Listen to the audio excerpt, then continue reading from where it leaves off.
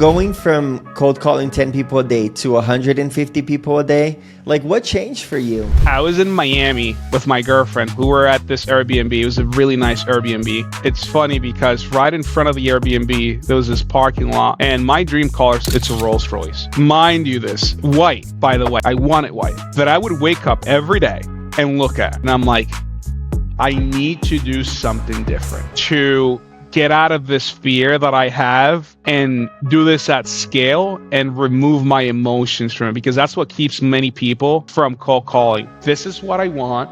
This is what I'm going to be willing to do. I'm just going to do it. Welcome back to Growth Lab Sessions. I'm Joao, CEO of Stealth White Label Agency, and my mission is simple: to help marketing agencies grow and build sustainable businesses.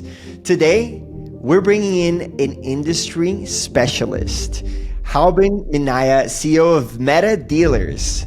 Halbin is revolutionizing online advertising for car dealerships using powerful Facebook, Google, and TikTok ad campaigns that actually deliver results. His agency is on a mission to help dealerships dominate their local markets with innovative and high-converting campaigns.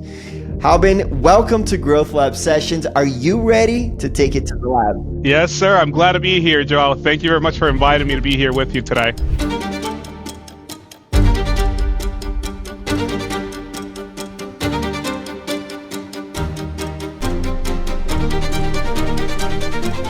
Awesome, man. Well, let's kick things off. Give us a little bit of your background. So, like you already said, my name is Halbin Minaya. I've been working with car dealerships ever since I can remember. I came to the United States when I was like 12. So it's funny, the way I got into the industry was because while I was in high school, obviously, like when you get to the end of it, you start to like need a car, right? So I just kind of thought to myself and said, what about if I start just working for a dealership and all of a sudden, like, kind of like just work for them for free. They give me a company car, and like now I don't have to pay for a car, and then I just kind of like go off from there. So long story short, I never got the company car, but here we are working with dealerships and just helping them bring in more clients so they can sell more cars. For sure, man. And what was your first car?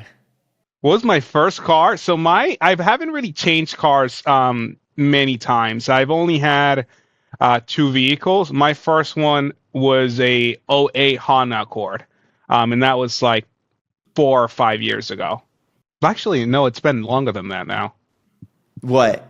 Like for my first car, it's probably what like we're looking at about like 8 to 9 years. Losing track of time. Yeah, we don't have to age ourselves in this podcast, so we can just say our first car without naming years. Man, my story with cars is pretty cool, actually, because you just reminded me about it. I immigrated from the US, or from Brazil, when I was 13 years old to the US, and the first like 3 years for me was such an adjustment period because I didn't speak English that well, right? And I wanted to go back to Brazil, actually. I didn't want to stay in the US. And so what happened is that my mom kind of tricked me, man. She told me that as soon as I turned 16, she would give me my first car. And I got my like driver's license. So I did get my driver's license. I stayed in the US and I never got my car. And so she tricked me, but you know, she taught me that I needed to work hard for my own things. Yes, sir. And that's why we're here today. And so I started working in retail. I worked for Hollister, Okay. Ritz-Carlton, bussing tables. I worked as a meat carver for Brazilian Really? steakhouses in San Mateo, California. And then I got a little bit of cash and I bought the coolest car that I could find for the cheapest price. And so you're probably, you know, super in touch with cars. I got an Audi TT that was like, you know, probably 10 years old. Wow. 12 years old at the time, but it looked cool, man. And it was $6,000, Yeah. you know, which is fairly cheap for a car. But I was like trying to be cool at 18 years old, 19 years old, driving an Audi TT. It was just like a time bomb, you know? Yeah. Yeah. But yeah, man, that's cool. So that's how you got into the agency space. Hmm. What was your first client? When So did you my get when and how did you get your first client? So I went door knock, so door to door. So I how I began this journey was with a friend. He was very good with people. So back to what you were saying, right? Like the first couple of years when you get here to the U.S. is hard. You find it culturally challenging, right? Because it's different from your own culture, and you start like it's difficult because you can't relate to many things that other people are saying or to like the verbatim of other people. Like you kind of take things too literal. At least for me, that's how it was because you just don't know, right? So when I began this journey, I partnered up with one of my friends. He's still a good friend of mine up to this day. And what I noticed is that he was really, really good with people.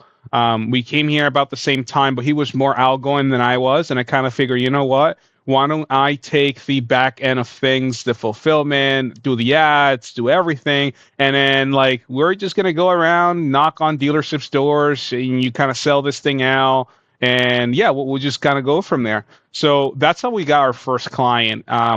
We went door knocking, and then we just kind of people saw that we were young, and they liked that, so they started giving us the opportunity. From there, that's when I transitioned over into cold calling, which is kind of like my main forte. I just started cold calling dealerships locally, and then I'm like, okay, well now we need a bigger market because we've called everybody like around here, and we started calling like other places in the U.S., and then we just kind of we kind of went from there. Right. And so when you started out, did you focus on dealerships? Yeah, so that was like, well, I take that back. At first, it was kind of like any client that we could possibly get, right? So we Yeah. started like pitching restaurants. We started like pitching like pizza shops. We started pitching all these any business that we could possibly think of. And then when we started doing the math, we're like, okay, if we want to make money, I mean, it was two of us, right?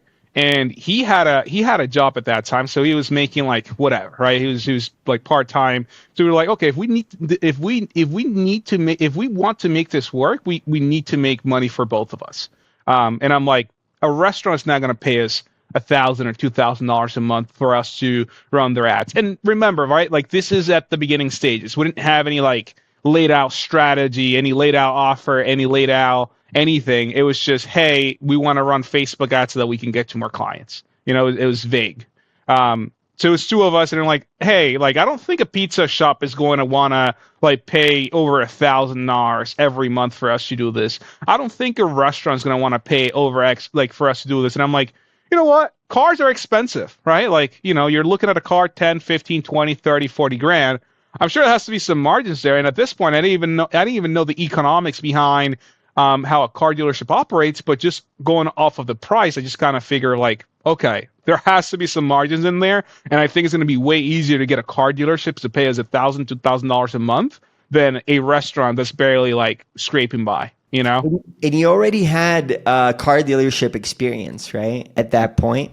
A quick break in the podcast to tell you about Stealth, my white label marketing agency. If you're an agency owner and feeling stuck in fulfillment, hiring, and team management while trying to scale, this is for you. Stealth helps agency owners like you take fulfillment off your plate so you can focus on growth of your agency, from running ad campaigns and SEO to creating high converting content and managing CRMs. We handle the back end for your clients so you don't have to. Whether you're drowning in client work or struggling to scale your agency, Stealth gives you the support you need to scale without the headache. And if that sounds like a fit, then check out our website link in the description and book a time to speak with a consultant. And now back to the pod. No, because this is what I've done my whole life, you know? So I came in and I did not have any car dealership experience when we decided we're going to go full in with car dealerships. Like at that point, I hadn't worked at a car dealership. I hadn't like, spoken with dealership owners that pointed me in the right directions or general managers. It was just kind of based off what I felt was going to make us the most money. And I like cars too. So I'm like, Okay. easy. Okay, cool. But I thought you worked at car dealerships. So I did at some, but that was at the beginning stage. So I did at some point. So I'm like, so that's how it started. Then we got to the point where we're like, this isn't really working out. We just kind of got too local. And one of my first clients, I started working with him. And he kind of like guided me through the ropes. And then I'm like, you know what? I think I still have a thing here. So I just went back on like to do it. And at that point, like I wasn't working with the friend that I started with anymore because we've already kind of gone our own ways, you know? Okay, I see. And then, but at that point that you went separate routes, Yeah, did you want to focus on doing marketing for car dealerships? correct. Yes, because at that point, I've learned the foundations of what I needed in order to be able to grow this and offer this and really productize what I had to more dealerships. Like I built the confidence that I feel like I needed for me to be able to do this.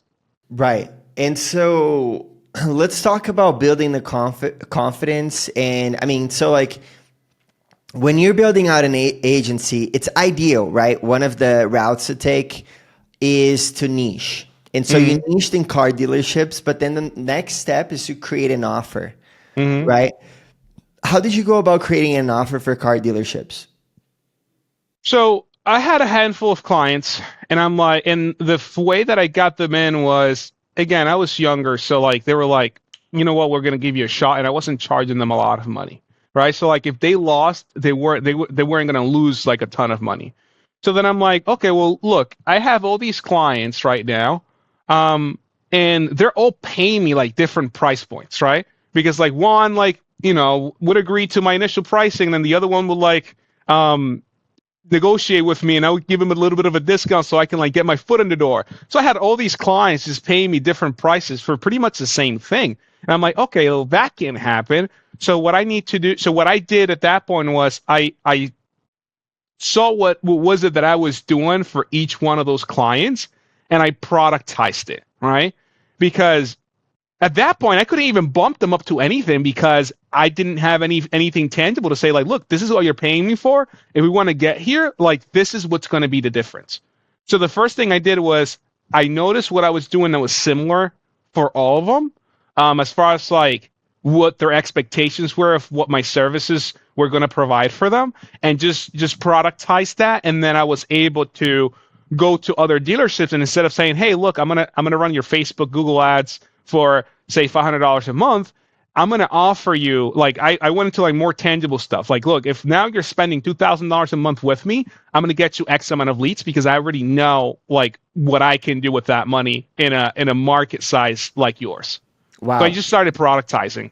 Yeah, that's powerful. So what was the productized version of the service like when you refined it and you're like, I'm gonna give you more tangible results, right? What did that look like exactly?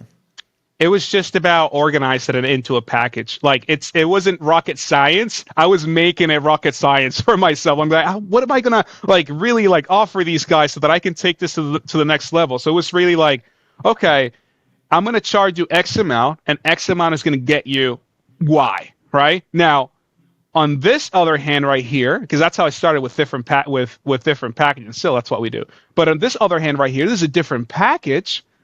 This package might not include Google. Like this first package may not include Google, but if you bump up to this package, not only are we going to be doing Facebook ads and Instagram ads, we're also going to be doing Google, right? And with this package, you're going to be able to spend more money, which means that you're going to be able to get more leads. So if we spend X from X to Y, I can guarantee that we're going to be getting you from X to Y amount of leads, you know? Yeah. So Yeah. it was about like getting more specific and just like just giving them something more tangible, right? Not off of, hey, you guys are young, here's $1,000, show me what we can do with this, but rather than no, this is how much we charge, right? This is what I know I'm gonna be able to get for your store. Right. And what you're going to get for their store was always tied to a number of leads, right? Yeah, exactly. So that's how we begun. And then we realized that, look, every dealership is, and every organization really, if you look at it that way, is run very differently, right? Like for instance, you have your own agency, I have my own agency. Like we both most likely operate very differently. So something that you could purchase for you may not work as well for me just because of the way that we operate. It's the same thing with these local businesses. So then what I realized is, okay, well now, if we want to go more broader or more nationwide, then we need to be able to offer different solutions depending on what is it that they're hurting with, right? So that there is no objection as to whether or not we can actually deliver results for them. So at Right. that point, go ahead. Yeah. So I want to know, like, what was the moment for you that you learned about, I want to be able to come to a call and have a productized version with a very tangible result. What was that light bulb moment like for you, that changed the way that you approached, the pitch to a dealership? So it was that's a really good question actually, but it was really like when I noticed what the value that I was bringing to the table and how it was really hard for me to ask for more money from my current clients. So when I tried to upsell them, that I couldn't, I wasn't able to because I didn't have anything like tangible to upsell them to. It was just like, hey, this is what you signed up for, so I could pretty much like do whatever you asked me to do, you know? Yeah. Yeah, so essentially coming up with a productized offer is the tipping point for you to be able to charge more money for your services. Exactly, because now I can show them the differences, and I can justify the hey, okay, well now like this is this other package, we're going to charge you more money, but look, this is what you're also going to get. Right.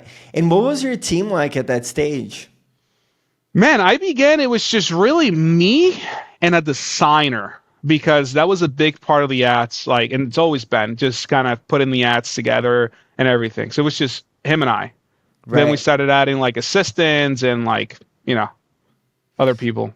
And so you were the one running the ads for your clients. You had a designer helping you out making all of the ads. At that point, did you feel like you had a repeatable process in terms of the ad strategy, what the creatives needed to look like? Was that a set strategy that was working really well? Right. So, and that's a good thing that you brought that up. So I feel like for me, there was multiple stages of productizing because that's how I began like packaging things. And then I noticed, wait, so even with the ads, with the creatives, with the copywriting, essentially we're doing a lot of the same things for all these different stores, right? So then we just started like storing that and building that into SOP so that we can even make the launching process faster. So that too, you know. Yeah. And all right, that's super cool. And I'm curious, like, what was what did you want to make? Like, what was good money for you? And what you went to sleep and woke up every night thinking about? So at first, to be honest, man, I just wanted to kind of prove my family wrong. So I didn't really have a set number. Everybody thought that I would take the wrong route being here in the United States with so many options. And I was like, no, I'm going to prove you wrong. So at first, it wasn't even about if I made any money. It was about showing them that I was doing something different and that I was building something for myself. That's Um, awesome.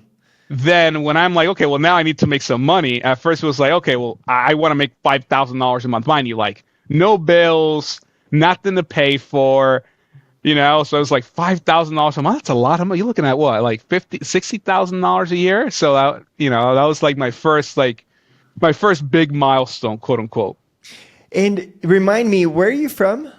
the Dominican Republic. Oh, right. Yeah. So Okay, so cool. so what I would do too is like I'll be calculating that in local currency. I'm like, Jesus Christ, if I'm making $5,000 a month, that's X amount of pesos. That's like what the politicians make in my country, you know? Yeah, I hear that, man. I do that sometimes as well, converting to Brazilian currency. Just because that's where we're from, right? So that's kind of like the references that we have growing up. It's like we're always comparing ourselves against what other people are making, which is a bad thing. As we grow older, we stop doing that. But when we're younger Mhm. and we're looking at grown-ups, we're like, I want to be making what a doctor makes. I want to be Right, making right. what a politician makes. And for us to realize that we're making more money than these professionals that we looked up to in the past Exactly. make, and we're making more, it's like that's Exactly. empowering.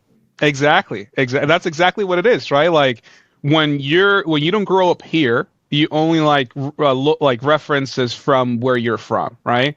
And I don't know about like Brazil, but I don't know, in the Dominican Republic, a president only makes X amount of money. Like they don't make like millions of dollars or hundreds of thousands of dollars. So when you get like any close to any amount that a big politician or anybody that's big local, you're like, "Ooh, I'm onto something," because that's the only reference that you have, you know? Yeah. And so, how old were you when you came to the U.S.? I was 12. So I Okay. was yeah, and I was at that same year I turned 13 when I moved. Yeah. All right. We have a similar story. Did you Yeah. have any like immigrant jobs, or did you just go to school and start So your marketing agency? no, so what happened was when I started this, and I don't know if it was kind of the same for you, Ty Lopez got big. There was a lot of pictures online of the Lambos and the hey, you don't need to work a 9 to 5 for you to be able to get this. But even since before I came here, Joao, like in school, I would be the guy that would be selling pens, pencils, erasers. Like I would be selling anything that I could put my hands on. Um, so then I got here, I'm like, man, like I don't want to work a job. Like I don't want to work a 9 to 5. Like that was my thing. Like, I didn't know. Like I knew that I wanted to make a lot of money at some point, and I knew that the people that were making a lot of money weren't working 9 to 5s, right? So before I even got into the agency space, I used to be like reselling shoes, right? Like Jordans and things like that. I used to be literally reselling anything that I could put my hands into. Then I came across Cy Lopez's course. I bought into it with some money that I saved up from flipping things. And I'm like, oh shit, wait. So you're telling me that now I have to invest into a good computer. I have to invest into like all these other things. So I got a job as I did construction, but I only did it for a very like a small amount of time. Okay. Yeah, man. I was the same way. I think if I think about how I was, I had it in me. I had this ambition in me, right? Exactly. I always wanted to be rich. And initially it was through playing soccer. That didn't work out. Same And then thing it with me, was, baseball. yeah. Oh, you really? Were you good? No, it was just like everybody from the Dominican, like the people that have the most money, they're like baseball players or politicians or like local artists. So that to me, I was like, oh, okay, like let me try with baseball, and that didn't work out. Yeah. And so, but speaking about making money, right? When did you reach your first 10K for your agency? How long did it take you to reach your first 10K? It took me a while. Reason being, I had a lot of limiting beliefs. Like I don't know exactly how long it took me, but it took me a while. I had a lot of limiting beliefs. Um, I was, like I was saying earlier, there was a cultural barrier. I couldn't really effectively communicate with other people, as well as I would have liked to. So that added on to like why it took me so long for me to make $10,000 a month from my agency. Yeah. Do you think there are limiting beliefs that you had that are very common with new agency owners? Yeah. And I think the biggest one of them is I felt like I needed to know every little thing in order for me to grow. How And did that's you not get the over case at that? all. How did you get over that? Well, by having conversations like these, right? Like speaking with other people, other business owners, other agency owners, joining live talks with like people that were successful and how and them just like business talking. And it was just kind of a thing where I just needed to I think I came across this quote where it was like, "Oh, you only need to see the 15 feet in front of you for you not to crash." And I just kind of like took that with me, and I'm like, okay, I'm gonna know what I know, and I know that I'm not gonna know everything, and if it fails, it fails. Like, what am I losing? Totally. And the limiting beliefs in terms of like knowing everything that wanting to know everything before you can actually sell and scale. Are they things like I need to know how to sell really well? I need to know how to run ads really well. I need to know the dealerships inside out, which were your clients. All of Are that. those kind of things that were limiting beliefs, or were there other things that you used to think about? It was that. It was that, right? Like, oh, I don't know if I'm the best at like writing the best copy for the Facebook or Google ads. I think there's so much more to learn, and you start going into this rabbit hole of like learning more just to figure out there's still a lot more to learn, you know? So it's the same thing on different like topics and different and obviously like different stages. Yeah, for sure. So after you started productizing, right? Let's go back to that. You productized, you were coming to dealerships with a very tangible deliverable that you could give them. And that started working at some point, right? You learned that you could create different packages and you could sell higher tickets to different agencies. You were creating SOPs to replicate the deliverables, to shorten the onboarding process, right? To start getting them results faster. At what stage were you, or at what stage did you think about, hey, I have a repeatable sales process, I have a repeatable marketing and fulfillment process. How can I grow faster? Did you ever get to that moment? And what was that moment like for you? I don't know that I just stopped and thought about it. I just kind of said, okay, this is working. Let me do more of that. And then just kept on doing that. Like I didn't consciously stop and say, oh, like I have something going. Let me just do more. I just knew that I needed to make it happen. And I just needed to get myself in front of key people for me to make it happen. And, I just did. That's when I transitioned over into cold calling, like, at higher levels, right? Where I'm not just cold calling 10 people a day, but cold calling 150 people a day for a whole year, It was like, okay, I have this. Now I just need to offer it to more people.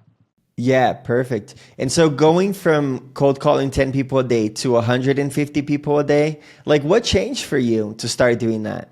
Dude, I was in Miami with my girlfriend. We were at this Airbnb. It was a really nice Airbnb.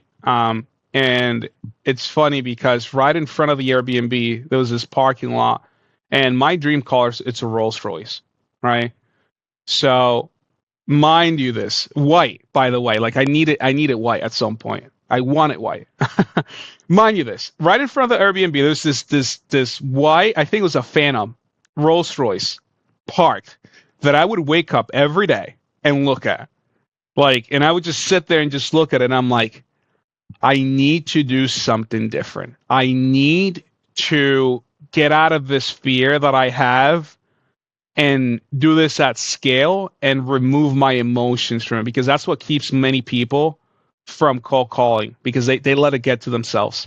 So I'm like, this is what I want. This is what I'm going to be willing to do. And I'm just going to do it. And I did that for like a whole year. Right on, brother.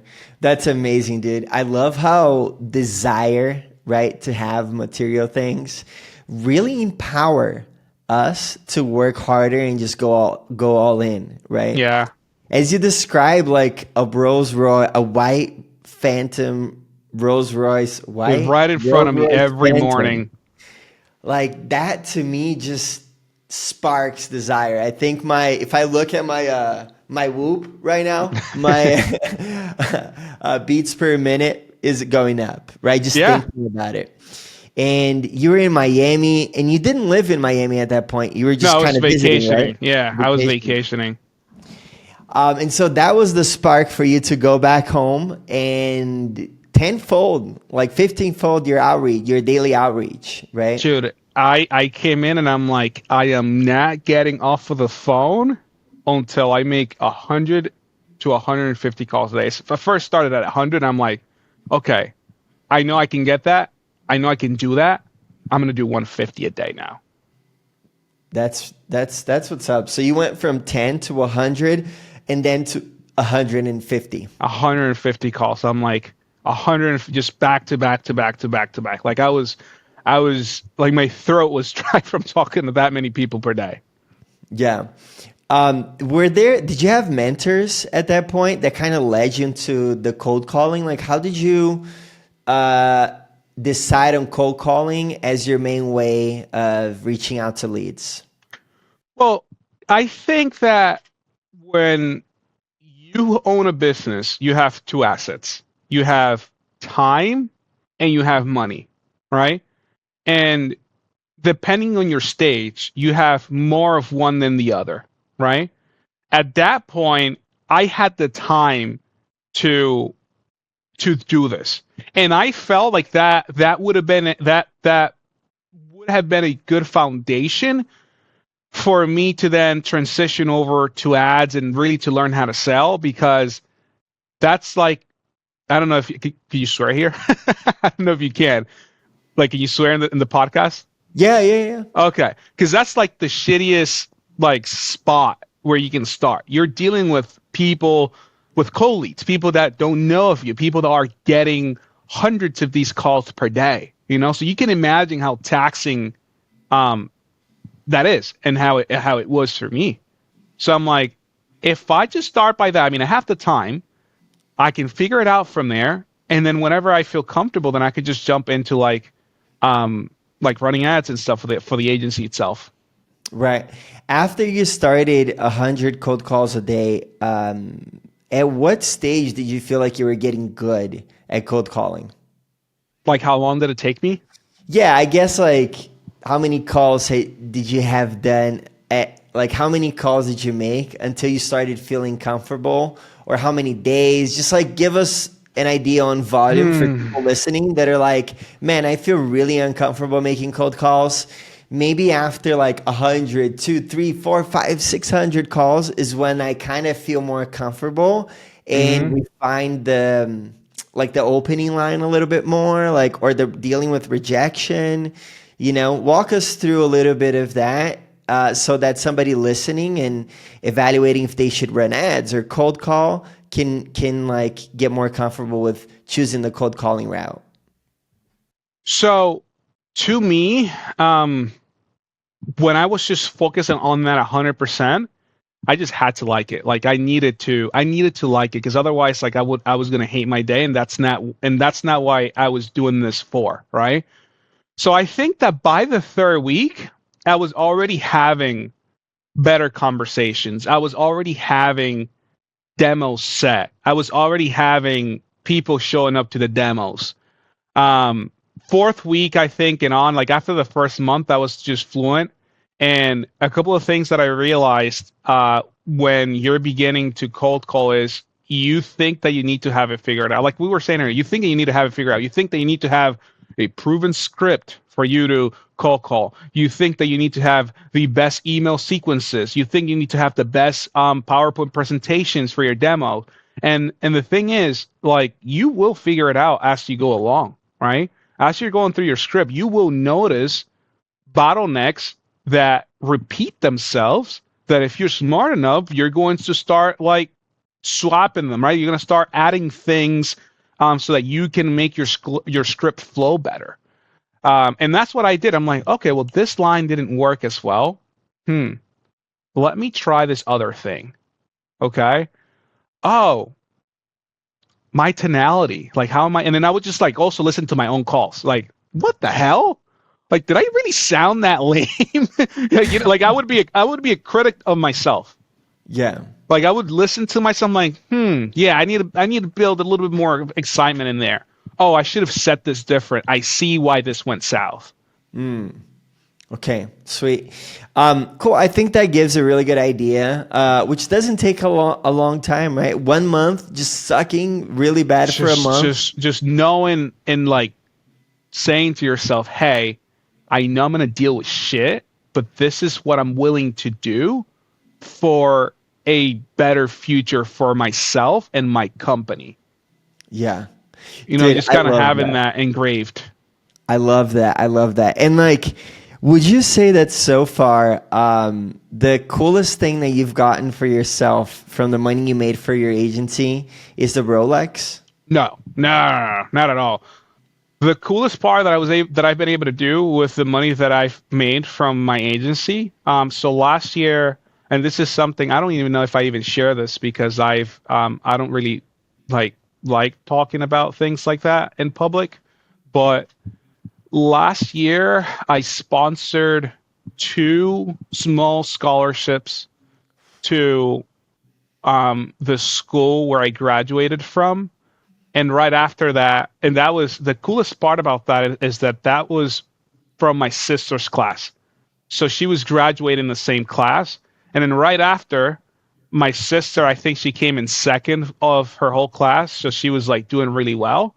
And she needed a car for college. And I said, like, I think I woke up one day and I'm like, I'm doing that. Like, I'm stepping up to the plate. So I went, got her a car.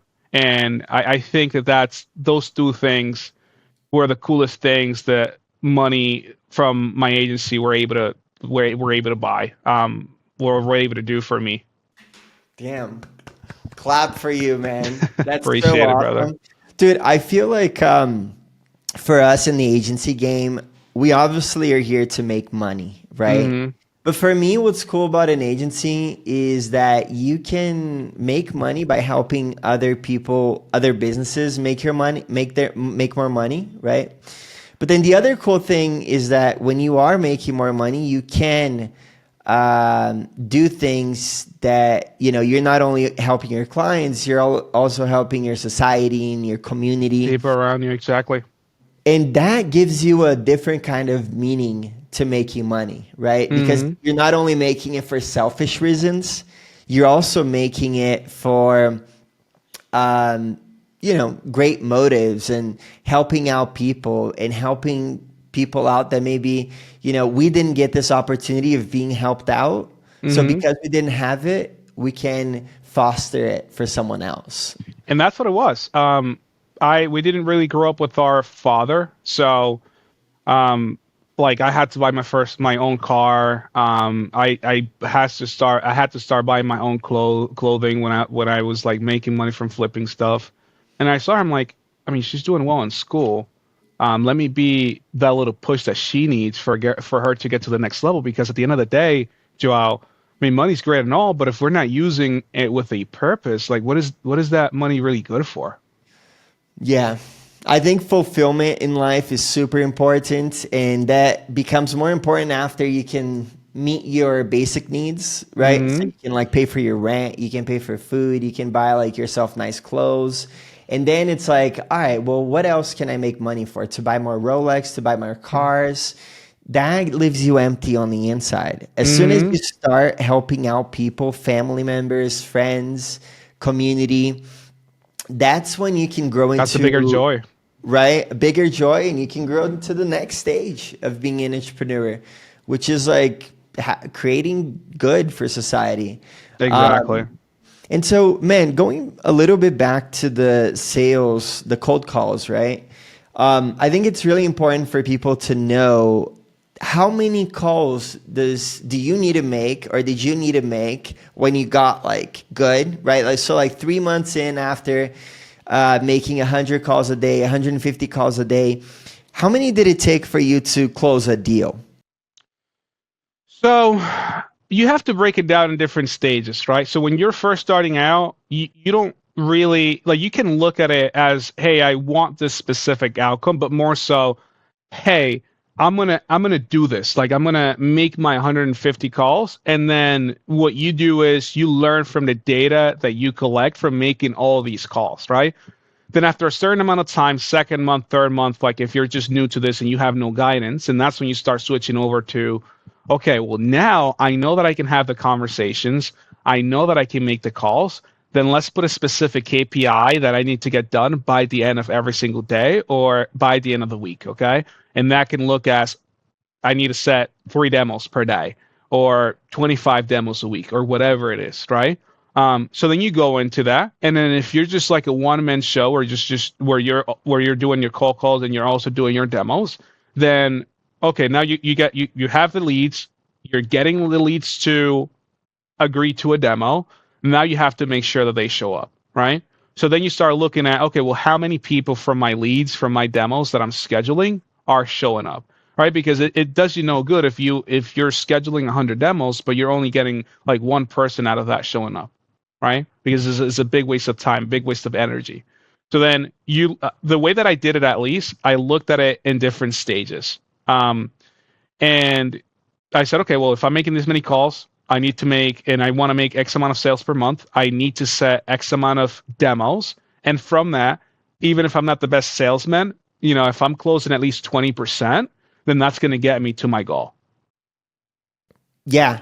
So walking through your funnel metrics, how many calls you're making, how many demos you're setting, how many demos are showing up, and then how many deals you're closing from those. So those 4 parts, and you were always looking at your numbers, right? Did you use a CRM for this? So that's the thing. I wasn't looking at my numbers, right? Because I was just going through it. And it's funny because I think you had one of these podcasts with Mo recently, and him and I were talking about this earlier on this year. It's like when you're dealing with the weeds of your business in a day-to-day and you're making these calls and you're like closing, you don't really keep track of what your numbers are. Like you're just seeing money in, money out, and like if you're making money, like you're happy, And what we were saying is that the biggest thing that for us was actually like this that we're talking about, figuring out our numbers.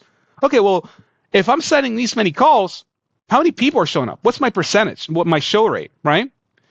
If out of X amount of people showing up, how many sales am I making from that? Because at some point, you don't want to just keep on doing your calls and your demos like forever. You're going to want to replace yourself because that's how you run and operate a business, right? Like you can't be the bottleneck of your business. So you come in and replace yourself. But then when you replace yourself, you need to have KPIs, clear metrics that the person that's taking over, it needs to meet in order for things to work for you. And you don't know that until you start tracking things down to the T. And it's funny because to me, it took me forever. Like we literally just started tracking everything this year. Wow. Everything. Yeah. So I wasn't the best at that. Yeah. And like this year, you're already near like 6 figures a month, right? Yeah. Yeah. Very. Yeah. And it recurring took you revenue. Wow. So man, that's kind of crazy that you started tracking it so late. But at the same time, it's good because you did so many sales calls and you got so good at that, right? Dude, and I feel like I'm just scratching the surface. Like I've probably done myself maybe over 300 demos between, 2023, like late 2023, 2024, and like this year. Yeah. Like myself. And so when did you when you started making this higher volume, right? I'm assuming that you started selling more. Yeah. And so at what point, let's say like month 1, you started making more cold calls. Which month after month 1 you realize like, oh, this is working. I should keep doing more of this? So, like I said earlier, to me, it wasn't about making the sale, but getting people to show up to demos. Okay. Right? Like if I had a month. Something to get people to show up to demos? What's that? I'm sorry? Did you need to change something to get people to show up to demos? In what way? Like, so when you started setting the demos, right, from the cold calls, did you change any of the process to go from like 1 out of 5 showing up to like 2 out of 5, 3 out of 5 showing up? So at first it was I didn't have any automations, so I needed to do things manually, right? So when you do things manually, most of the times, like there's going to be a couple of things that you forget. Sending a reminder, sending like the email with the Zoom link, right? So the first thing that I did was that just setting up automations where they get a automated email with Zoom link and they get like a reminder, right? So that was like the very first thing. I'm like, oh, okay. Well, now people are getting the emails. They get it reminded like an hour before, 24 hours before, whatever. Well, now they should be more likely to show up, right? And then I just kind of just like you said, right? Then I'm like, okay, well, what else can we do? Well, now we gotta call them depending on how soon they're booking. We gotta call them a day before to remind them, hey, John, this is Halbin with Meta Dealers. Just want to remind you we have a meeting tomorrow at 11. Does that still work for you? Like just like that, right? And then just filling these gaps that as you continue moving forward, you'll start noticing because they keep repeating themselves, and then you just start filling them as you go. Cool. So as you started closing more deals, at what point did you start focusing more on the fulfillment of things? Like, what point did you realize, hey, I got to get a media buyer to work with me so I can be, spending all my time doing sales? What was that like for you? So that's one of the things that we're working at right now because I'm doing sales, but I'm also doing some of the fulfillment as well. So even like right now, like I'm still struggling with this because, you know, it's hard, right? Like when you have kids, right? You see them grow. It's not easy to just hand them over fully to somebody to look after them. So it's the same exact thing. So, and that's a bad thing, right? That's a bad thing that I still haven't like figured that out where I just remove myself completely from doing anything besides selling. But I know, and that's the first part of solving any problem. It's like, look, dude, you got to get detached from that, and this is exactly what you need to do from this point on. Yeah. So you're working through that now, letting go of Yeah, the fulfillment. So what yeah. does your team look like at this stage? So right now I keep it lean. There's only eight of us, including myself. So we have account managers. We have what we call text captains, which are the people that help like do follow up for the dealerships. And the account managers, they kind of wear multiple hats. They also do a little bit of media buying as well. And then we have a designer, an assistant, and a copywriter that works with us like in different things, like whenever we need him, a developer. And I don't even know if that covers all of them. Yeah, because you work with a lot of dealerships, and so dealerships they have what do you call like? Oh, and then I'm sorry about that. So the outbounders, I have one outbounder right now. So the outbounder is somebody who does what exactly? They cold call. All they Cold do call is cold call. and set appointments for you. Yeah, exactly. Okay. How many appointments are you getting for yourself a day today? So right now we transition over from all cold calls to a bit of a mix of both. And so what I have my outbounder do is I have them confirm my calls and just kind of like reach out to my calls that come from leads, so from like warm leads.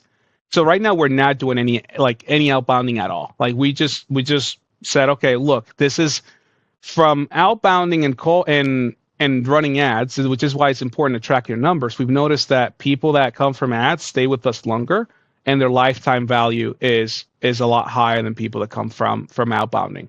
And I'm like, okay, look, you've dealt with the shit, like you got really good at that. So now let's put your time, which is a resource for our agency, into just bringing in more of these clients, like to me.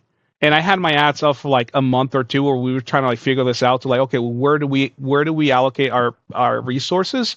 And we just literally turn it back in. So like I would have sometimes 2 or 3 demos in a day, which is not a lot compared to like when we were cold calling, but the quality is like massively different. You get people reaching out to you and you're reaching out to people. Right. And so just going back a little bit, you said that people that come from ads stay longer than clients that come from ads stay longer than clients that come from outbound. That's what we've noticed for us. Wow. Why do you think that is? I think it has to do with the approach. I mean, people that are looking at the ads, they're reaching out to you first and foremost.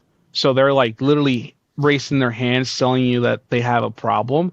So even like the sale period is shorter, right? Like it takes most of the times it takes less to close a person that comes from an ad than somebody that does outbound. But again, this is why you have to be mindful of the resources that you have at hand. Because if my goal was for me to get 300 dealerships tomorrow and to have the infrastructure to be able to support that, then I'll be doing both. You know what I mean? But I want to keep my team lean. I don't want to just work with any dealership. You know, there's a lot of stores that or businesses that are poorly operated, and that's not who I want to serve. Right. So You want to serve dealerships that already fit the criteria of a good client for exactly, you. And so exactly. what's a good client for you? What do they need to have? What's a good dealership that you're excited to work with? So typically, a good client for us is they have to meet a specific amount of vehicles in their lot, which tells us like how big they are, or like if they can. It gives us an insight of whether or not they can actually afford us. But most importantly, like they have to be open to the idea of trying new things. So with this industry, you get a lot of people that are very old school. People that are just kind of set on their old ways, and it's hard to get them to bridge over to like a new thing, right? And you have a lot of industry giants too that have a lot of market share. And it's weird the way their pricing work, but some dealerships they charge a lot of money to other dealerships that they don't really. And it's about like the dealerships being mindful, like, look, okay, well, this is what we're doing right now. What you'd come in and do for us, I know it's going to help us build on top of what we already have, right? It's not about like us like coming in and like letting them know that hey, okay, we're gonna replace everything for you. No, it's hey, look, you're doing that and they're working for you. We're gonna come in out on top of that, and them being open to that idea. Yeah. And so, on the fulfillment topic, has the strategy of fulfillment for dealerships changed for you in the last year? Like the way you get them results, did you have to change that a lot? Not really. What we did though is, I mean, with AI now, you can get better and faster turnaround times on like copywriting or even designs.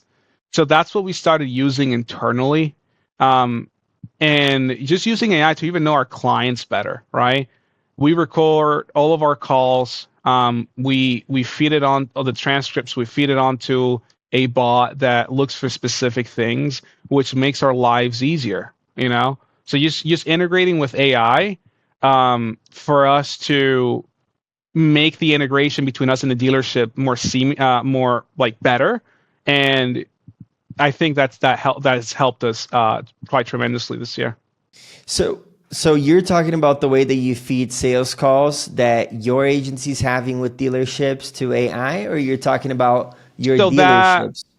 Yeah, that and like account managers calls with our clients, like bottlenecks that they have, right? And a lot of these calls, we are uncovering things that a lot of times they don't really have to directly do with marketing, but it helps us understand um, how, like, even to a deeper level, how some of these stores operate. And then based on that, we take that and it helps us angle our own advertising.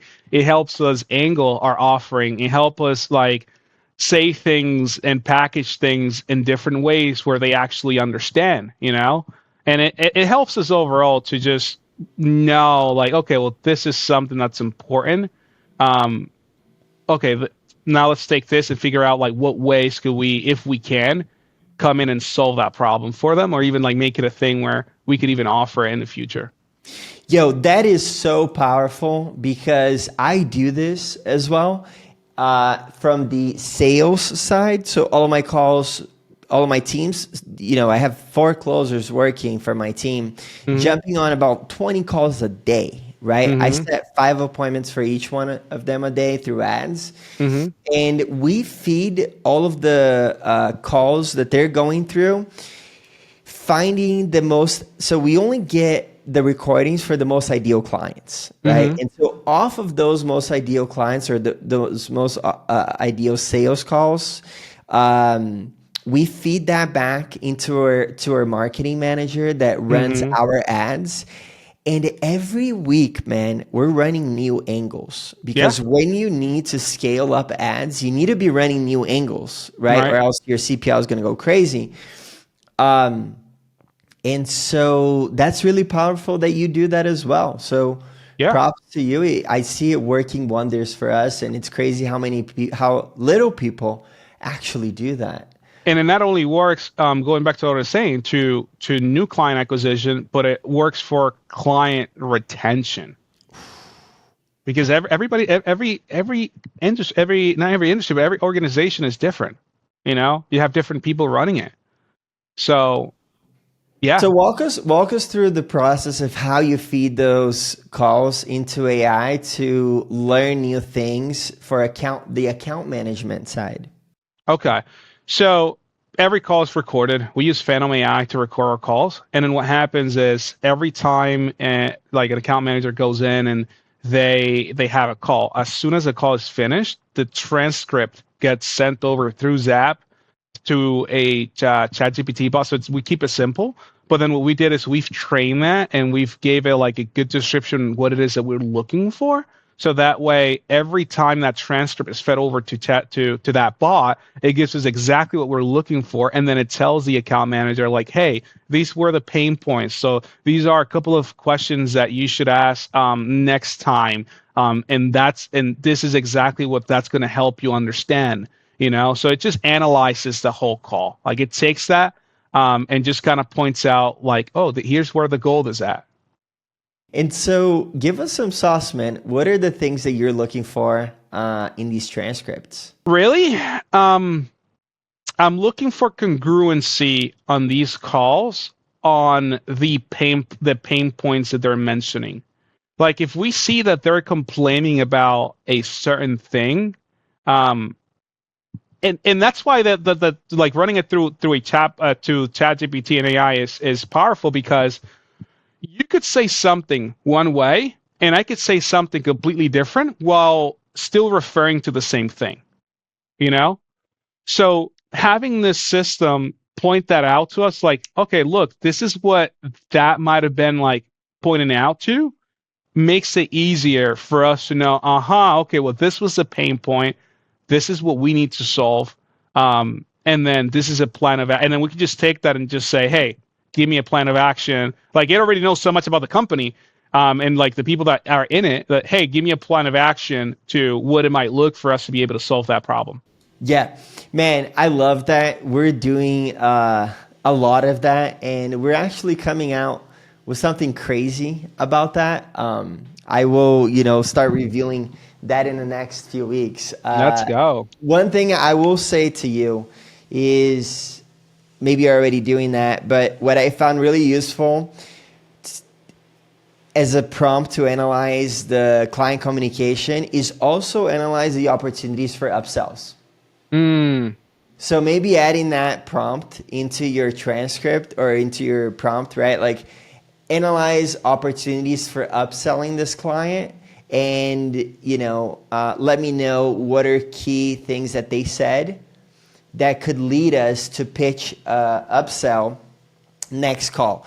Maybe they need a higher lead volume. Maybe they need to have a better local presence, and you hmm can use like Google My Business, things like that. But That's a Halbin, good point. That's a good you point. shared, huh? Sorry. That was a good point. Yeah, I don't man. even. I mean, we might be doing something like that, but I don't even. I don't really. I don't know. I don't think Yeah, so. look into that, man, because you could be uncovering 10, 15, 20% of upsell a month just by doing that. Hmm. All right, cool. Well, you shared a lot of sauce here in the podcast. Thank you for that. I do Of course, have brother. rapid fire round to Okay. wrap us up. Let me grab a sip. All right, sounds good. And so this rapid fire is just meant to be, 10 to 20-second answers. First thing that comes to mind. And to kick things off, what's the most impactful software or tool that you use to run your agency? I mean, I don't think we're doing anything special. right now as far as like AI tools or anything like that. We keep it simple. We just the same, ChatGPT, Jasper AI for copywriting when we need some, Poppy AI. We're looking into Notion right now, as well, and just having like a better structure within ClickUp itself, but nothing like, oh, like that's just genius, right? Yeah, no, I think like for me, the most impactful tool I use is like Asana, right? ClickUp. Hmm. I just that keeps my whole team organized, man. There's a lot of power behind that. Yeah. What's your average monthly ad spend for marketing and paid acquisition? So right now we're running light, because we are structuring things a little bit different within the company. So I don't want to overwhelm myself and the people that are helping me, with the demos. So we're just doing like four to maybe $5,000 a month in advertising for ourselves. So Cool. we're keeping it very light. If and so, can you share one unique strategy that you've used to acquire new clients? Like any. Maybe like an ad that was really fun and creative, or some, opening line on a sales call, something like a bit out of the ordinary that you used in the past. So we try multiple angles. I think the funnest way that the most creative way that I've tried like getting some clients this year is, I had actually went to an auction. There's like a car auction, like one of the biggest ones, and I just kind of blend in like a dealership, and I just started speaking with people, and I got a bunch of like cards that way, and I'm like, oh, okay, and then I just kind of started telling them like, oh no, well this is what we do. We help dealerships, and then like now I just have a bunch of phone numbers that we're reaching out to from that like from that from that auction that I went to. But as far as like the ad itself, like we're just pointing out like things that are little known to them. So for Yeah. instance, like we know that according to NADA, which is like one of our big openings in our ad, is like, okay, if you're not selling half your cars, half your inventory, you're in trouble, right? Woo. So we're going straight to it. Like, hey man, like if you're not selling half your cars, you might be out of business soon. Going for the pain point. I love it. And Right away. I do love the going to auctions. That's a creative strategy, like thinking outside of the box. That's something that, every agency owner should be thinking about. It's like, hey, how can I go outside of the box and try something new? Actually, I think, and I know you only said 20 to 30 seconds, but now I just thought of one, which is something I've been doing since I began running ads, which is, my red hat, right? Mm, Make your dealership great again. I mm, think it's fine. I know that most dealers, they're Trump supporters. They like the guy. right. So I don't have any like one or the other political view, but I know that gets the attention of the people that I need to grab the attention from. So guess what I'm doing? I'm gonna sue my red hat on, and I'm calling them out.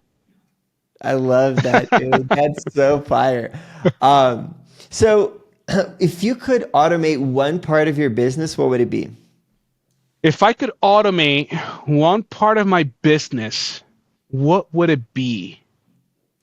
Ooh, that's a good one. Um, I don't know, man. No, I don't. Nothing that comes up to. Oh, like okay. Well, this is a good one. Reporting, client reporting. So Mm, it gets tedious. You know that attribution isn't the best when it comes down to like, online advertising. So we have to do our part, like doing some of that manual work. So if I if I had like a magic wand, that just helped me automate that, that would have been amazing. That would be amazing. So, which marketing trend do you think is overrated? I mean, it really depends, right? Because I'm mostly dealing with like local guys. So I Yeah, can't come in and tell you, hey, like influencers are overrated because it could work really good for a product, might not work as well for someone that's like very, very local. You know what I mean? yeah, So I don't think there's anything right now that kind of like sticks in the top of my mind where it's like, oh yeah, that's overrated. Like I wouldn't do that. yeah. If you had to focus on only one marketing channel for growth, what would it be? I'm honestly getting comfortable with ads. I like the fact that they're reaching Let's out to go. me. And I think that, yeah, I think that that's something that if you have the money, start off with that. And like I was saying earlier, if you don't want to spend the money, maybe you're scared, you don't want to take the risk, then you do the outbounding. Yeah, Um, yeah. I love that. I'm all ads. What's And your and Go if ahead. if you're running ads and you need a new client acquisition channel, then run the outbound. There we go. What's your current revenue? Ooh. So right now we are at about, I believe, 90-ish, 90 something thousand per month. Just That's don't put awesome, that up bro. though, because my mom would beat my ass for talking about money. Okay, all right. Editors, scratch that out. Scratch that last answer out. Dude, congrats on that because last time we talked, you were a bit lower than that. So, Yeah, it was a bit lower than that, and I think that the reason why I'm not higher per se is back to what I was telling you earlier. It's hard to grow without knowing your numbers.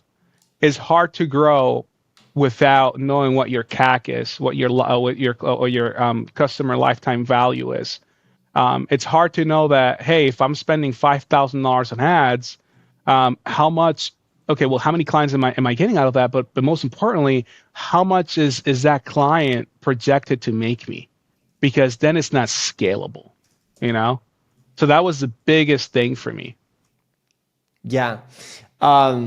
I love that. I'm actually gonna make a carousel post out of that. Yeah. um, cool. So, in terms of managing your cash flow as you scale, how do you do that? Is it What do you sort of mean? like, how do you manage your cash flow as you scale? Like, do you just look at the bank and be like, okay, I can hire someone new, I can put more money on ads, or do you have a Well, specific way? now we're tracking everything. So now we're tracking exactly how much money we're bringing in per month and where is it coming from. Our operating expenses, and then if we spend on ads, whatever, like that every month we're tracking, and that gives me a good idea. I'm like, okay, well, look, if we need somebody new and that person's going to cost us $4,000 a month, well, we have the money for it, right? Because then that person is going to buy us the time for us to be able to bring in an extra 5 or 10 clients. Yeah. So yeah, we're looking at that and like detailed every month. And so, what's the size of your team and how do you approach hiring? So that's a really really good question. Like I said earlier, it's 8 of us, including myself. I might have mentioned like some of the freelancers that work with us because I kind of like detailed it. But what was the other question again? And how do you approach hiring? How do I approach hiring? Well, it depends what am I hiring for, right? Mm, I think that depending on the position that you're hiring for is going to depend how you approach hiring, right? Like for instance, most people don't look for a media buyer on LinkedIn, right? Or like a developer on LinkedIn, right? A lot of people like go on Facebook groups. A lot of people they ask their friends for like referrals, etc. So it depends on the position that we're going after. I like doing LinkedIn ads, and actually, I worked on Hunter introduced me to something that mhm, was very powerful as far as like hiring. That mm, I'm not gonna reveal too much out of that, but it was very powerful. But that Facebook ads too for like our outbounders, we do a lot of that, mhm. and yeah, it just depends. Like, what are you hiring for? Holding back on us, huh? I see that. Man, I'll let him reveal those things that he's been working on. I'm sure that he's gonna come here at some point. Yeah, for sure. Hunter has been on, and he didn't Oh, share he that has. sauce. So I'm gonna, Oh man, I'm gonna send a message. Yo, what the fuck? Holding back on man, me, what homie. happened?